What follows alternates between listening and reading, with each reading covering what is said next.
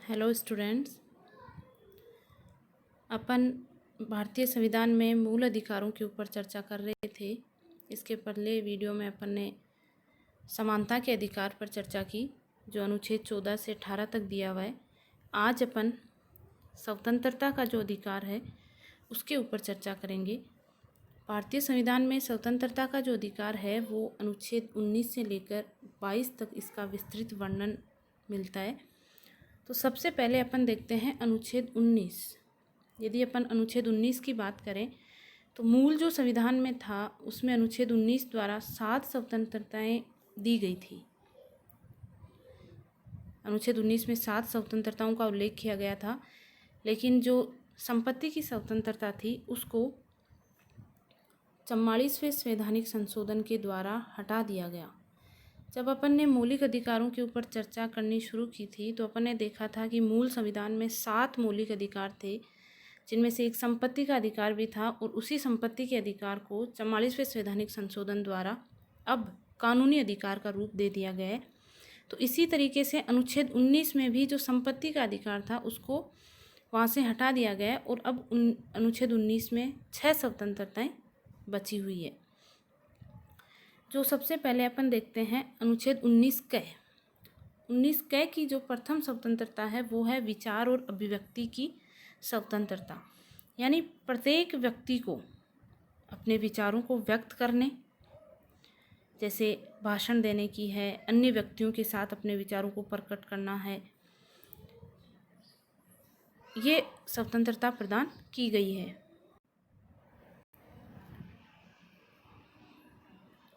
स्वतंत्रता के इस विचार और अभिव्यक्ति के स्वतंत्रता में धीरे धीरे और भी कई न्यायालय के निर्णयों द्वारा और कई स्वतंत्रताएं इसमें शामिल की गई। देखिए, सबसे प्रमुख यदि अपन देखें तो जैसे अपने या किसी अन्य के विचारों को प्रचारित या प्रसारित करने का अधिकार है। ठीक है, अपने विचारों को मौखिक रूप से या लिखित रूप से लिखने का पूरा अधिकार व्यक्ति को है। प्रेस की स्वतंत्रता जो है वो भी विचार और अभिव्यक्ति की स्वतंत्रता में आती है। ये बहुत ही महत्वपूर्ण है। देखिए, सरकार प्रेस के ऊपर किसी प्रकार का कोई नियंत्रण नहीं लगा सकती।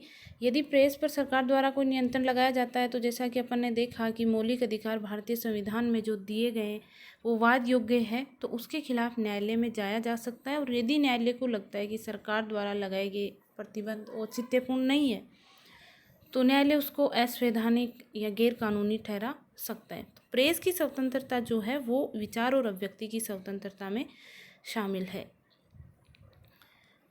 इसके अलावा देखिए, सरकारी गतिविधियों की जानकारी प्राप्त करने का अधिकार भी है कि कोई भी व्यक्ति किसी भी प्रकार की जो सरकारी गतिविधियां हैं उनके बारे में भी जानकारी प्राप्त कर सकता है। और इसके लिए भारत की गवर्नमेंट ने 2005 में जो सूचना का अधिकार बनाया था वो इसी के तहत था कि किसी भी प्रकार की सार्वजनिक हित से संबंधित कोई भी सूचना है वो व्यक्ति सरकार से मांग सकता है। अब देखिए, जो विचार और अभिव्यक्ति की स्वतंत्रता है उसके ऊपर राज्य द्वारा उचित प्रतिबंध लगाए जा सकते हैं। ये प्रतिबंध लगाने के क्या आधार हो सकते हैं? तो सबसे प्रमुख जो आधार है वो है राज्य की सुरक्षा के लिए, भारत की एकता और अखंडता के लिए यदि जरूरी हो, जैसे कोई ऐसे भड़काऊ भाषण देता है, उत्तेजित भाषण देता है जिससे शांति भंग होती है, तो ऐसी जो बोलने की स्वतंत्रता है या विचार व्यक्त करने की स्वतंत्रता है, जैसे किसी दूसरे संप्रदाय के खिलाफ बोला जा रहा है या भारत की एकता और अखंडता के खिलाफ बोला जा रहा है, तो ऐसी स्वतंत्रता के ऊपर राज्य द्वारा प्रतिबंध लगाए जा सकते हैं। सार्वजनिक हित में न्यायालय का यदि कोई अवमानना की जा रही है, न्यायपालिका के जो आदेश है उनका पालन नहीं किया जा रहा है, भारत की प्रभुता और अखंडता के लिए यदि किसी प्रकार के विचार या किसी व्यक्ति का भाषण जो है यदि खतरा पैदा करता है, तो इस प्रकार से राज्य इन आधारों पर उसके ऊपर क्या लगा सकता है? प्रतिबंध लगा सकता है, और ये प्रतिबंध औचित्यपूर्ण माने जाएंगे। दूसरा अपन देखते हैं शांतिपूर्वक सम्मेलन की स्वतंत्रता। संविधान का जो अनुच्छेद 19 ख है वो व्यक्तियों को शांतिपूर्ण सम्मेलन की स्वतंत्रता देता है। बिना अस्त्र शस्त्र के आप बिना किसी प्रकार के जो हथियार हैं उनका प्रयोग किए बिना शांतिपूर्वक संगठित हो सकते हो, जैसे सार्वजनिक बैठकों में भाग ले सकते हैं, प्रदर्शन कर सकते हैं। इस प्रकार शांतिपूर्वक आप सम्मेलन कर सकते हैं। लेकिन ये भी स्वतंत्रता जो है वो असीमित नहीं है। जिस प्रकार विचार और अभिव्यक्ति की स्वतंत्रता पर प्रतिबंध है, उसी प्रकार सार्वजनिक सुरक्षा के हित में यदि आपके सम्मेलन से किसी प्रकार की हिंसा होती है, अव्यवस्था फैलती है या फिर सार्वजनिक शांति भंग होती है, सार्वजनिक शांति को नुकसान पहुंचता है, तो सरकार द्वारा, राज्य द्वारा इस प्रकार की स्वतंत्रता के ऊपर प्रतिबंध लगाया जा सकता है। जैसा कि अपन देखते हैं कि सरकार द्वारा आपराधिक जो व्यवस्था है, कानून व्यवस्था है, उसके तहत धारा 144 लगाई जाती है। तो किसी बैठक को रोकने के लिए उद्देश्य क्या होता है? मानव जीवन है वो खतरे में नहीं हो, सुरक्षा, सार्वजनिक जीवन में किसी प्रकार की व्यवधान नहीं हो, कोई दंगा नहीं हो, इसलिए ये लगाई जाती है। और धारा 144 जो है वो इसी प्रकार की शांतिपूर्वक सम्मेलन आप कर सकते हैं, लेकिन फिर यदि वो सार्वजनिक व्यवस्था को नुकसान पहुंचाता है तो उसके ऊपर प्रतिबंध लगाया जा सकता है। तीसरी जो अनुच्छेद 19 ग में दी हुई है वो है समुदाय या संघ बनाने का अधिकार या स्वतंत्रता। जो नागरिक है वो किसी भी प्रकार का समुदाय बन सकता है, संघ बना सकता है, मिलकर यदि उनके विचार किसी प्रकार के आपस में साझा है, विचार समान रखते हैं, तो जैसे राजनीतिक दल बनाने का अधिकार है, किसी प्रकार के क्लब वगैरह बनाते हैं, समितियां बनाई जाती है, व्यापार संगठन है, साझा फर्म है, कंपनी है, ये सब संगम या संघ बनाने के अधिकार के अंतर्गत आते हैं। लेकिन इसके ऊपर भी राज्य द्वारा उचित प्रतिबंध लगाए जा सकते हैं। और जो आधार है वो ये है, भारत की एकता और प्रभुता को नुकसान पहुंचाना नहीं होना चाहिए, ऐसे किसी भी संघ का उद्देश्य, सार्वजनिक आदेश की अवहेलना नहीं होनी चाहिए, और नैतिकता ये बहुत ही एक महत्वपूर्ण आधार है। नैतिकता जो बाकी अपन ने ऊपर देखा कि शांतिपूर्वक सम्मेलन या विचार और अभिव्यक्ति की स्वतंत्रता पर यह प्रतिबंध नहीं था, कि नैतिकता के आधार पर भी संगम या संघ बनाने के अधिकार पर क्या लगाया जा सकता है? प्रतिबंध लगाया जा सकता है। फिर अपन देखते हैं अबाध भ्रमण की स्वतंत्रता। अबाध भ्रमण यानी प्रत्येक नागरिक देश के किसी भी हिस्से में जा सकता है, एक राज्य से दूसरे राज्य में, या एक राज्य में भी एक जगह से दूसरी जगह पर वह अपनी जो घूम सकता है, कहीं पर भी जा सकता है। इस प्रकार की स्वतंत्रता भी आम लोगों के हित में राज्य द्वारा प्रतिबंध लगाया जा सकता है। फिर अपन देखते हैं अगली स्वतंत्रता है निवास की स्वतंत्रता। तो इसमें नागरिक देश के किसी भी हिस्से में बस सकता है, और उसके दो भाग है कि कहीं भी वो अस्थायी रूप से रहना, या फिर किसी भी हिस्से में देश के किसी भी भाग में व्यवस्थित होने का अधिकार। तो इसके ये भी लोगों को स्वतंत्रता दी गई है कि वो बस सकता है। हालांकि जो जम्मू कश्मीर राज्य था उसके लिए इसमें प्रतिबंध लगाया गया था निवास के लिए, क्योंकि अनुच्छेद 370 के तहत जम्मू कश्मीर राज्य के लिए अलग व्यवस्था की गई थी। अब जम्मू कश्मीर राज्य में भी 370 को समाप्त करके दूसरे राज्यों की समान व्यवस्था जो है वो बना दी गई है। अगली जो अपन देखते हैं वृत्ति, उपजीविका या कारोबार की स्वतंत्रता, यानी कोई भी जो व्यक्ति है, नागरिक है, वो किसी भी प्रकार की अपने जीवन के लिए उपजीविका, व्यापार, व्यवसाय की जो स्वतंत्रता है वो दी गई है कि व्यक्ति है वो कर सकता है। लेकिन इसके लिए भी राज्य सार्वजनिक हित में युक्त या उचित जो प्रतिबंध लगा सकता है। इसके अलावा राज्य द्वारा ये भी किया जा सकता है कि किसी व्यवसाय के लिए कोई निश्चित तकनीकी या कोई योग्यता जो है वो निर्धारित कर दे, या फिर किसी व्यवसाय कोई करना चाहता है, कारोबार उद्योग को राज्य सार्वजनिक हित में उसको अपने हाथों में भी ले सकता है, पूर्ण तरीके से या आंशिक रूप से ले सकता है। तो इस प्रकार अनुच्छेद 19 द्वारा ये 6 स्वतंत्रताएं नागरिकों को प्रदान की गई है। अब अपन देखते हैं अनुच्छेद 20। अनुच्छेद 20 में देखिए अपराध के लिए दोष सिद्धि के विषय में संरक्षण प्रदान किया गया है। ये क्या चीज़ है? सबसे पहले देखिए, यदि किसी व्यक्ति को गिरफ्तार किया जाता है तो किस प्रकार उसके साथ आचरण किया जाएगा। किसी व्यक्ति को उस समय तक अपराधी नहीं ठहराया जा सकता जब तक उसने अपराध के समय में लागू किसी कानून का उल्लंघन नहीं किया हो।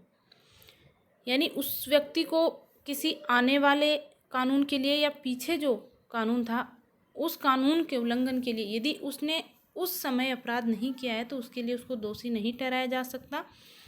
जिस समय उसने अपराध किया है उस समय जो कानून लागू है उसी का उल्लंघन यदि किया है तो उसको अपराधी माना जा सकता है। दूसरी जो बात है, एक अपराध के लिए एक ही बार दंड दिया जा सकता है, यानी एक अपराध के लिए दोहरा दंड नहीं दिया जा सकता, 2 बार दंड नहीं किया जा सकता। तीसरी जो इसमें दी हुई है वो है कि व्यक्ति को स्वयं अपने विरुद्ध गवाही देने के लिए बाध्य नहीं किया जा सकता है, कि उसको इतना फोर्स नहीं किया जाएगा या बाध्य नहीं किया जाएगा कि वो अपने विरुद्ध ही गवाही दे। अगली जो स्वतंत्रता है वो है प्राण एवं दैहिक स्वतंत्रता। ये भारतीय संविधान में जो मौलिक अधिकारों का उल्लेख है उनमें सबसे महत्वपूर्ण है ये अनुच्छेद 21, प्राण एवं दैहिक स्वतंत्रता। मूल संविधान में देखिए क्या लिखा गया था कि किसी व्यक्ति को उसके प्राण और दैहिक स्वाधीनता से विधि द्वारा स्थापित प्रक्रिया को छोड़कर, विधि द्वारा स्थापित प्रक्रिया से आप उसको वंचित कर सकते हैं, लेकिन विधि द्वारा स्थापित प्रक्रिया को छोड़कर अन्य किसी प्रकार से वंचित नहीं किया जा सकता। यानी मनुष्य का जो जीवन है, उसके जो प्राण है वो बहुत ही महत्वपूर्ण है। तो विधि द्वारा स्थापित प्रक्रिया से ही उसके प्राणों के साथ अपन छेड़छानी या उसको किसी प्रकार का दंड जो है वो दे सकते हैं, लेकिन अन्य प्रकार से उसको वंचित नहीं किया जाएगा। इसके ऊपर देखिए एक लंबी न्यायालय और सरकार के बीच में या राज्य के बीच में लंबी प्रक्रिया चली। पहले उच्चतम न्यायालय ने या सर्वोच्च न्यायालय ने अनुच्छेद 21 के तहत इसको वैध ठहराया था, स्थापित प्रक्रिया को ही, कि जो मनमानी प्रक्रिया होती है, सरकार यदि किसी प्रकार से मनमाने तरीके से कोई कार्य करती है तो उसके ऊपर प्रतिबंध लगाया जा सकता है। लेकिन बाद में 1978 में जो मेनका गांधी विवाद था, मेनका मामले में उच्चतम न्यायालय ने अनुच्छेद 21 की बहुत ही महत्वपूर्ण और व्यापक व्याख्या की, और इस अनुच्छेद 21 के तहत न्यायालय ने ये कहा कि जो प्राण का अधिकार है या दैहिक स्वाधीनता का अधिकार है, इसमें सिर्फ मनुष्य का शारीरिक बंधन ही नहीं आते, बल्कि मानवीय सम्मान, मनुष्य का जीवन जो होता है वो बहुत ही गरिमापूर्ण होता है। तो मनुष्य को अपनी प्रतिष्ठा से जीने का अधिकार है। तो ऐसा कार्य भी राज्य द्वारा नहीं किया जाएगा जिससे मनुष्य के सम्मान को ठेस पहुँचे या उसकी गरिमा को ठेस पहुँचे। यानी इसमें जो स्थापित प्रक्रिया थी उसकी जगह एक शब्द और प्रचलन में आया और वो था उचित प्रक्रिया। सिर्फ अनुच्छेद 21 को अपन देखते हैं मूल संविधान में, तो वो विधानमंडलीय क्रिया के विरुद्ध आपको सुरक्षा नहीं देता था, सिर्फ मनमानी कार्यकारी जो क्रिया होती थी सरकार की उसके विरुद्ध ही सुरक्षा देता था। लेकिन सर्वोच्च न्यायालय ने अपने फैसले में कि विधि द्वारा उचित प्रक्रिया भी इसमें काम में ली जानी चाहिए, और सिर्फ इसमें शारीरिक बंधन नहीं आता बल्कि मनुष्य का जीवन जो है वो गरिमापूर्ण होता है, प्रतिष्ठापूर्ण होता है। तो वो सारी व्यवस्थाएं भी इसके अंदर होनी चाहिए। धीरे धीरे अनुच्छेद 19 में कई सारे और जो अधिकार है वो जुड़ते चले गए, जैसे जीवन रक्षा का अधिकार है, मानवीय प्रतिष्ठा के साथ जीने का अधिकार है,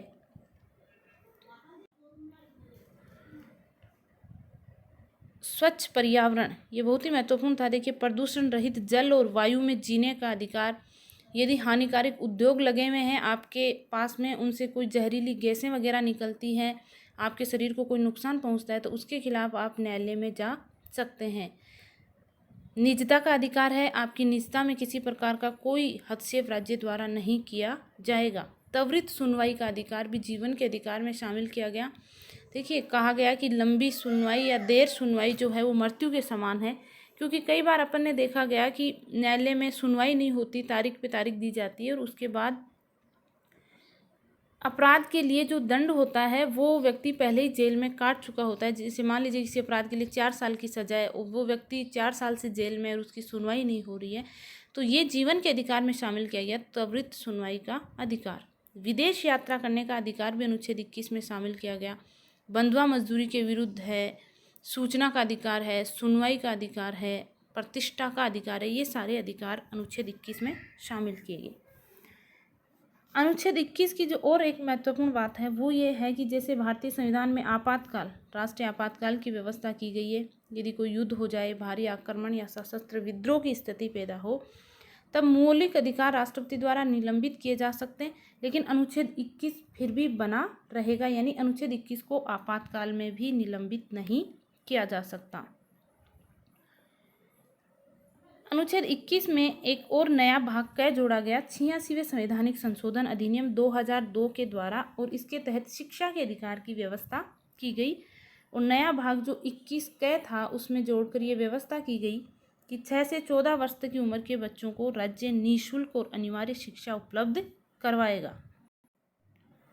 और इसके लिए सरकार ने शिक्षा का अधिकार अधिनियम, जैसा कि आप जानते ही हो, 2009 जो पारित किया था, 2010 में जो लागू हुआ, और जिसके तहत 14 वर्ष से कम आयु के जो बच्चे हैं उनके लिए गुणवत्तापूर्ण और प्रारंभिक शिक्षा राज्य द्वारा प्रदान की जाएगी, निःशुल्क शिक्षा जो है वो दी जाएगी। अब अपन देखते हैं अनुच्छेद 22। अनुच्छेद 22 गिरफ्तारी और निरोध से संरक्षण प्रदान करता है। देखिए किस तरीके से गिरफ्तारी, यानी किसी व्यक्ति को यदि गिरफ्तार किया जाता है तो उसको कौन कौन से अधिकार जो है वो प्राप्त होंगे। सबसे पहले अपन देखते हैं कि यदि किसी व्यक्ति को बंदी बनाया गया है तो बंदी बनाने के कारण उसको बताने होंगे। बंदी बनाने के कारण बताए बिना आप किसी व्यक्ति को अधिक समय तक बंदी गृह में नहीं रख सकते, गिरफ्तार कर नहीं रख सकते।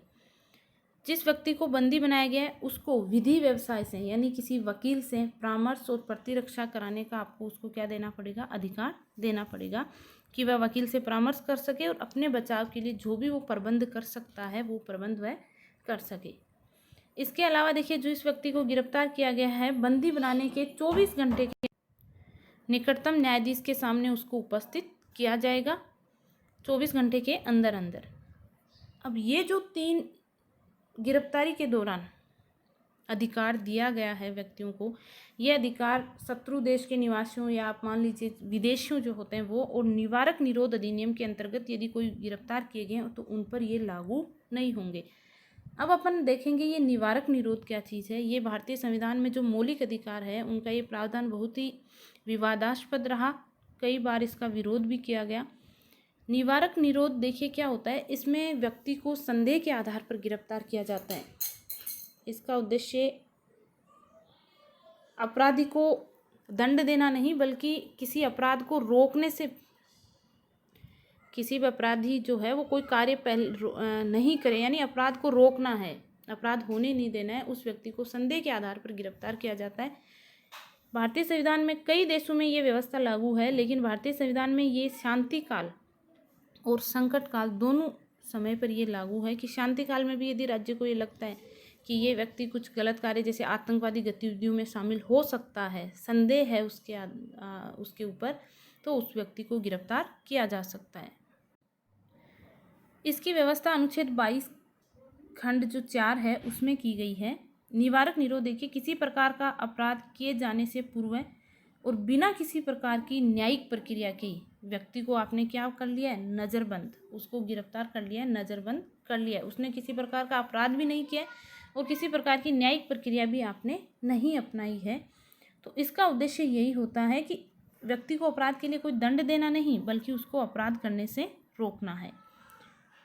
अनुच्छेद 22(4) के तहत, यानी निवारक निरोध के तहत, यदि व्यक्ति को गिरफ्तार किया जाता है तो उसको 3 माह तक नज़रबंद रखा जा सकता है। अपन ने ऊपर देखा कि उसको कारण बताने होंगे और ज़्यादा समय तक बंदी गृह में नहीं रखा जाएगा। परामर्श और प्रतिरक्षा का भी अधिकार होगा, 24 घंटे के अंदर अंदर उसको निकटतम न्यायालय में भी पेश किया जाएगा। लेकिन ये निवारक निरोध के अंतर्गत गिरफ्तार व्यक्तियों पर लागू नहीं होता। 3 माह तक उसको अधिकतम नज़रबंद रखा जा सकता है। निरोध का आधार, यानी उसको क्यों गिरफ्तार किया गया है, उसको क्यों नज़रबंद रखा जा रहा है, इसको भी व्यक्ति को बताना जरूरी नहीं है। यदि सार्वजनिक हितों के विरुद्ध है, ये इससे किसी प्रकार के सार्वजनिक हितों को नुकसान पहुंचता है, तो बताना जो है वो ज़रूरी नहीं है। इस प्रकार अपन देखते हैं कि अनुच्छेद, हालांकि जो 22(4) है, इसका विभिन्न भारतीय सरकारों ने दुरुपयोग भी किया। इसके तहत कई प्रकार के मीसा, टाडा, कई प्रकार के जो है आतंकवाद से संबंधित और कानून बनाए गए, पोटा, इस प्रकार के कानून बनाए गए। हालांकि ये कानून अभी सारे समाप्त हो चुके हैं। 44वें संवैधानिक संशोधन द्वारा थोड़ी इसकी व्यवस्था की गई थी कि इसका दुरुपयोग नहीं हो, जिसके तहत एक यही थी कि 1 माह तक इसको नज़रबंद रखा जाएगा और फिर यदि परामर्शदाता मंडल नियुक्त किया जाएगा और यदि परामर्श सलाहकार बोर्ड जो है कारण बताए तो उसके बाद उसको 3 माह से ज़्यादा नज़रबंद रखा जा सकता है, नहीं तो किसी व्यक्ति को 3 माह तक ही नज़रबंद रखा जाएगा। अगले वीडियो में अपन आगे के जो मौलिक अधिकार है उसका अध्ययन करेंगे। धन्यवाद।